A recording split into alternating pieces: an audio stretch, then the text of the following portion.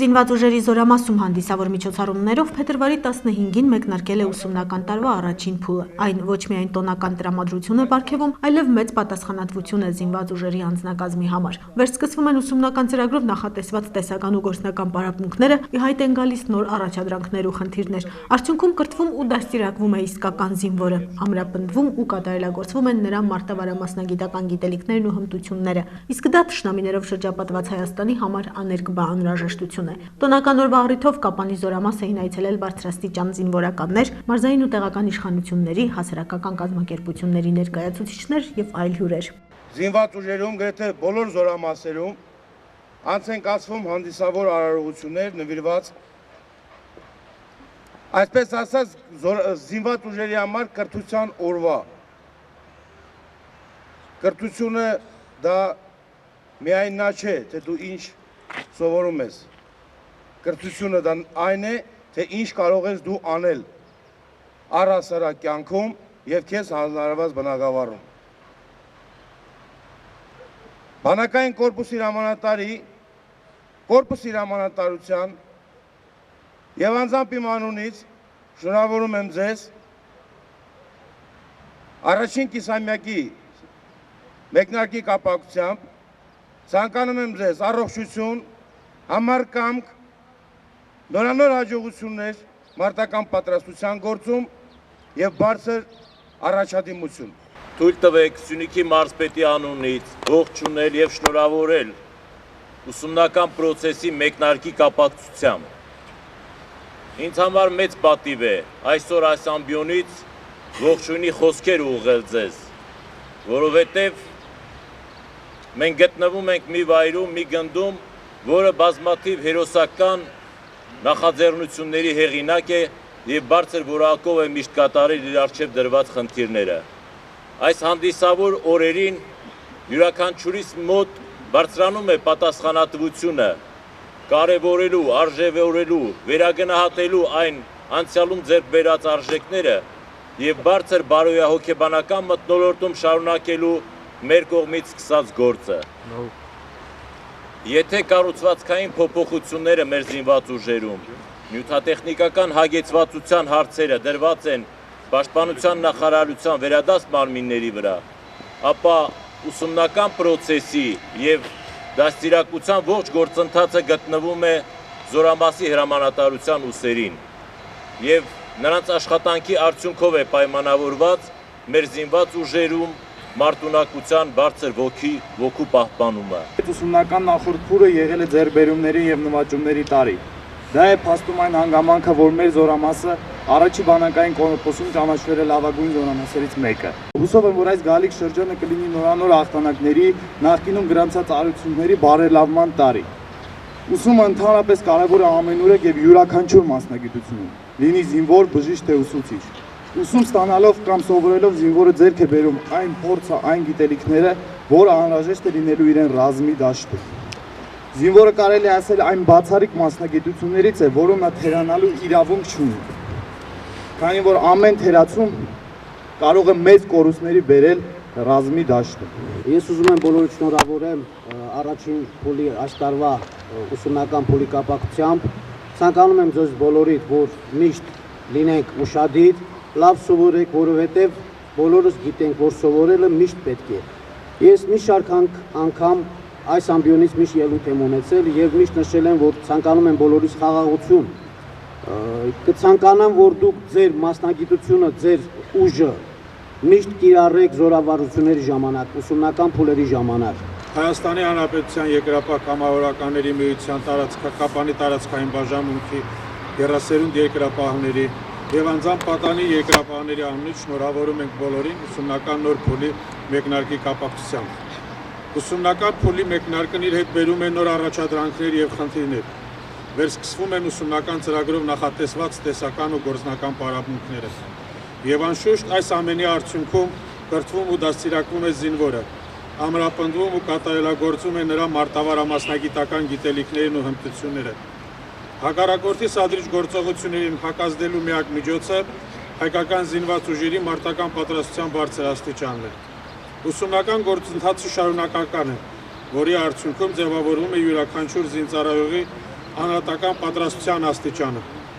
Մենք վստահ ենք, որ զորամասի հրամանատարությունը ջանք ու եռանդ չի խնայելու, անհրաժեշտ գիտելիքներ ու ունակություններ փոխանցելու իրենց ենթականերին։ Քանզի մեկնարկող ուսումնական տարին ոչ միայն կամրապնդի նախկինում ձեռք բերած է, այլև ավելի կբարձրացնի զինծառայողների մարտունակությունը։ Ցանկանում եմ, որպեսզի այս ուսումնական նոր տարին ել ավելի անբարեք ձեր գիտելիքները, ել ավելի մարտունակ դարձնեք ձեր ոգին, ձեր ուժը եւ ամբողջ հայ առաքելական եկեղեցու անունից ես խնդրում եմ, որպեսզի Աստված անսասան պահի մեր երկինքը, մեր հայոց բանակը, մեր ազգը։ Շնորհավորելով զինանձնակազմին եւ նշելով, որ նախորդ ուսումնական փուլի ընթացքում դրական արդյունքներ են արձանագրվել թե կարգապահության եւ թե մարտունակության բարձրացման առումով, զինվորականները հույս հայտնեցին, որ այս կիսամյակը իբրև նախորդների շարունակություն եւս հաջողություններով լի ու արգասաբեր կլինի։ Մեկնարկած ուսումնական տարին ոչ միայն կամրապնդի նախկինում ձեռք բերվածը, այլև առավել կբարձրացնի զինված ուժերի մարտունակությունը։ Իսկ զորամասի հրամանատարությունն էլ հավաստիացրեց, որ ջանք ու եռանդ չի խնայի, անհրաժեշտ գիտելիքներն ու ունակությունները ենթականերին փոխանցելու համար։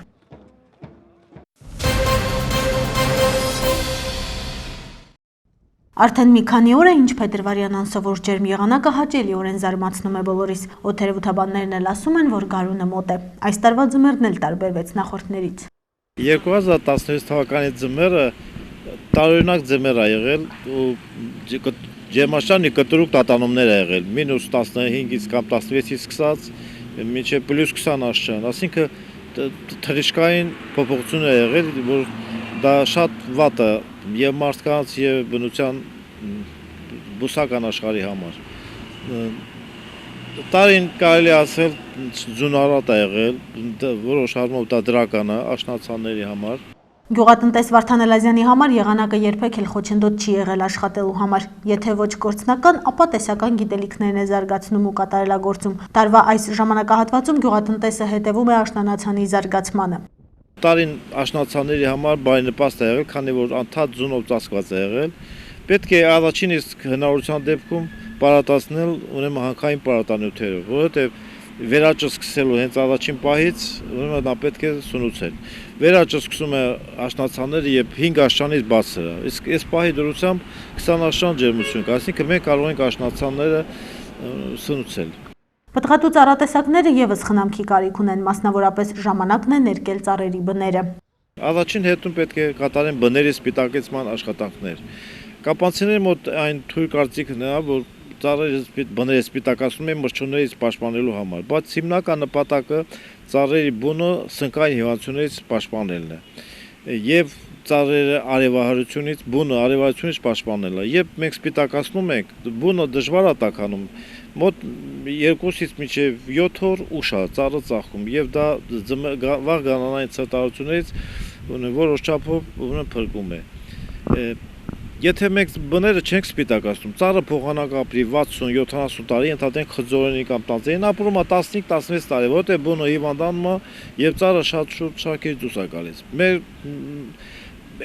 այնքան էլ մեծ ուշադրություն չեն դասում այդ հանգամանքի վրա։ Էդման աշխատանքները սկսելու համար դեռ մի փոքր շուտ է։ Այդ աշխատանքները պետք է կատարել այն ժամանակ, երբ ծառի մոտ արդեն հյութաշարությունը սկսված է։ Դա լինում է 12 աշնանից բարձր ջերմաշրջանի պայմաններում արմատները սկսում են գործել։ Ինչու համար պետք է հյութաշարությունը, որպեսզի կտրած ուրեմն հատվածները, վերքերը ինքը փակի, որպեսզի կարողանա ինքը հիվանդությունների դեմ ինքնուրույն պաշտպանվի։ Եթե մենք դա չենք անում, եթե հիվանդ ծառը էտում ենք, հետո գնում ենք առողջուն ենք էտում, ապա մենք վարակը տարածում ենք, ինքը չի կարողանում պաշտպանվի ինքնապաշտպանության։ Բացի դրանից, ուրեմն եթե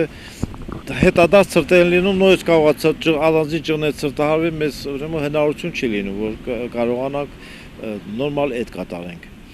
Այդ զուգընթաց մենք պետք է ուրեմն վաղ գարնանային սրոսկումները կատարենք։ Առաջին սրոսկումը մենք պետք է կատարենք բողոջների ուռչման շրջանում։ Ուրեմն չէ, հիմա չէ, ասենք մի 10-15 օր հետո մենք կարող ենք սրսկել։ Խորհուրդ եմ տալիս ուրեմն սրսկել այնպեսի պրեպարատներ, որոնք ուրեմն մեղուների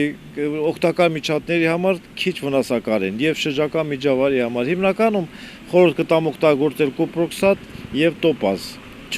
ոչ մի միջատասպան ուրեմն պատրաստող չօգտագործել միջև ծաղկման վերջը, որովհետև մենք երբ օգտագործում ենք միջատասպան պատրաստողներ, ապա մենք գնավոր օգտակար միջատներին ուրեմն մենք վնաս ենք հասցնում։ Հա, ուրեմն բացի ուրեմն այգիները էտելուց եւ բուժման շտանկատարից կարևոր նշանակություն նաև պարատացումը։ Ուրեմն խորհուրդ եմ տալիս օգտագործել հիմնականում օրգանական պարարտանյութեր, խուսափել հանքային պարարտանյութերի օգտագործումից, որովհետև դրանք արդյունքները մենք արդեն Հայաստանում տեսնում ենք, որ աշխարհում ինքը առաջի տեղն է Հայաստանը, այսինքն նորագործությունների թվով, ուրեմն Հայաստանը առաջի տեղն է։ Դա հիմնականում գալիս է մեծ քիմիացման բարձր աստիճանով։ Ես կարող եմ բացատրել եւ վատ էկոլոգիայի պատճառներից մեկն է։ Փոխարենն արդեն սկսվել են ջերմոցային տնտեսությունների ցանքն ու մշակումը։ Խորհուրդ կտամ օգտագործել ուրեմն մեր պայմաններին բացը բեկ հապաղող սորտեր, օրինակ պամիդորի խորհուրդ եմ տալիս օգտագործել նվեր, Երևանի կանգուն, նոյ, ոչ թե պատահական սորտեր, որոնք ուրեմն արտասահմանյան սորտեր են, մեր պայմաններում լավ բեկ չեն տալիս, մեր տեղական սորտերը ավելի համայն հատկանիշները գերազանցում են, ճիշտ է, բեկհատությամբ զիջում են, բայց համայն հատկանիշներով գերազանցում են արտասահմանյան սորտերից, պատահական սերմերով ցանկ չկատարեն։ Այս պահի դրությամբ կարելի է ցանել վաղազ, կաղամբը, բադիջանը եւ տախտեղը, որովհետեւ դրանք ուրեմն ամենից վաղազ կաղամբը շուտ պետք է տենք, իսկ բադիջանը ու տախտեղի սածելները շատ երկար է տևում, դրանց ուրեմն միջև սածելները ձևավորում է 60-ից 70 օր տևում է։ Մարտի սկզբին պետք է ուրեմն նոր պամիդորի ցանկ կատարեն։ Կան մշակաբույսեր, որոնց ցանքը գյուղացիական տնտեսությունները այս կամ այն պատճառով արագացնում են։ Դա սխալ է, ասում է Վարդան Էլազյանը։ Ղապանցիները որպես կանոն գազարը, ճակնդեղը, կարտոֆիլը ժամկետից ուրեմն շուտ են ցանում, նույնը սոխին է վերաբերում։ Ուրեմն չնայած ես մեր կապանի գյուղերում դասընթացների միջոցով սաղին բոլորին ծանոթացել եմ տեխնոլոգիային, ասել եմ, որ չի կարելի շուտ ժամկետի շուտ սոխը, գազարը, ճակնդեղը, կարտոֆիլը ցանել, ինչ է կատարում։ Երբ մենք շուտ սոխը ցանում ենք, ապա նա ցուրտ ջերմաստիճանի պայմաններում նա մոտ երոզիացիա պրոցեսներ է գնում եւ նա սկսում է ծաղկելը։ Եվ բերքատվության վրա ուրեմն բացաբար անդադար։ Բացի դրանից շուտ տնկված սոխը պահպանման ժամկետը կարճ է լինում, ինքը շուտ է սկսում ծլել, այսինքն պահպանությունը կարճանում է։ Ինչ վերաբերում է գազարին եւ ճակնդեղին, ուրեմն մեր գյուղացիները նկատած կլինեն, որոշ տարիներ երբ ցանում են, ասում են, որ ցատու է դառնում, այսինքն տակ չի ձևում, մեր պրամոտ ծաղկում է։ Պատճառը այն է, որ նա ցուրտ օրը տեսնելով, ուրեմն սկսում է ուրեմն երոզիացիան հասնելուց սկսում է ծաղկել, այլ ոչ թե ուրեմն տակն է ձևավորում։ Կարտոֆիլը պետք է ջերմաստիճանը 10 աստիճանից բարձր լինի։ Կապանի տարածաշրջանում մեր ներքին գոտիներին խորհուրդ եմ տալիս մարտի սկզբից 10-ից ոչ շուտ կարտոֆիլ ոչ մեկը չցանի, որովհետև հիմնականում պատճառաբանում են, ասում են անջրտի է կամ մեր ջուրի պակաս է, բայց երբ մենք կարտոֆիլը շուտ ցանում ենք 10 աստիճանից ցածր ջերմաստիճանի պայմաններում կարտոֆիլը ուրեմն այլասերվում է։ Սերմի բանը, ուրեմն սերմի փոխարեն, բանի արմատների փոխարեն կարտոֆիլից առաջանում են փոքր կարտոֆիլներ եւ մեր բեկատվության խիստ կորուստ ենք ունենում։ Բացի դրանից ինքը եւ շուտ հիվանդանում է եւ բեկատվությունը ցածր է լինում։ Մենք կարող ենք քիչ քանակով 2-3 աղրու ցանել, որ շուտ դառնա, ասենք կորուստները քիչ կունենանք, իսկ հիմնական ցանքը կատարել մարտի կեսից հետո։ Իսկ բացը գոտիներում խորհուրդ եմ տալիս ուրեմն մարտի վերջից ցանել։